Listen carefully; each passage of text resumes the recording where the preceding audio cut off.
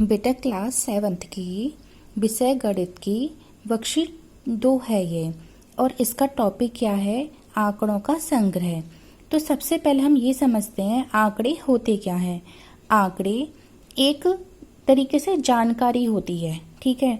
अब जैसे मान के चलिए कि मैंने अभी आपसे पूछा कि क्लास 7th में ए सेक्शन में कितने बच्चे हैं, तो आप तुरंत बोलोगे मैम 44 हैं। या फिर बी सेक्शन में कितने बच्चे हैं, तो आप बोलोगे मैम 47 हैं। सी सेक्शन में कितने बच्चे हैं, तो आप बोलोगे मैम 30। या डी सेक्शन में कितने बच्चे हैं, तो 45। ठीक है। तो ये सब चीज क्या है आपके, ये जो नंबर्स आपने बताए हैं ये सब क्या है आपके आंकड़े ही तो हैं जो आपने तुरंत बता दिए। और इन सब से हमें क्या मिल रही है, एक जानकारी मिल रही है।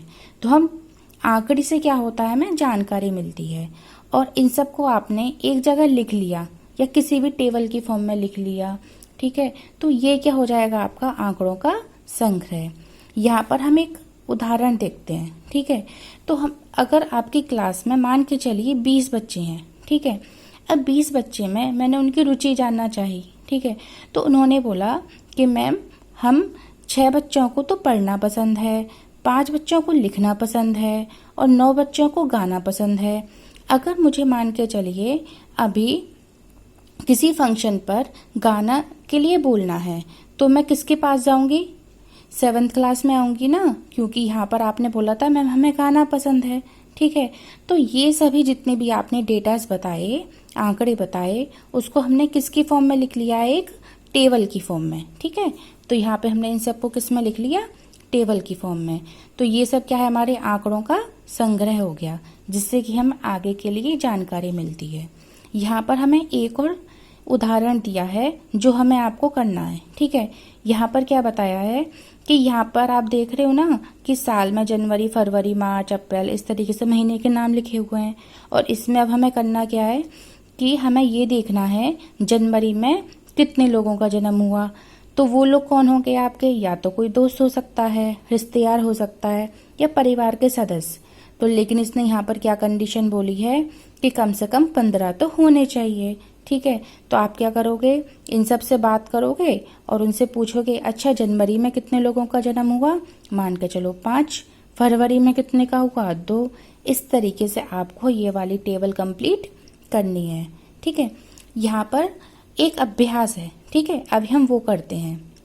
यहाँ पर क्या दिया हुआ है कि 10 लड़कियां हैं, उनकी ऊंचाई सेंटीमीटर में लिखी हुई है, ठीक है। यहाँ पर आप देख रहे हो 135, 150, 139 इस तरीके से लिखा हुआ है। और अब इसने क्या बोला है हमसे कि सबसे लंबी लड़की की ऊंचाई बताइए।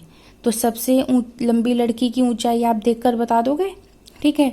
और सबसे छोटी लड़की की ऊंचाई बतानी है, तो आप क्या करोगे, इसमें से देख के बता दोगे।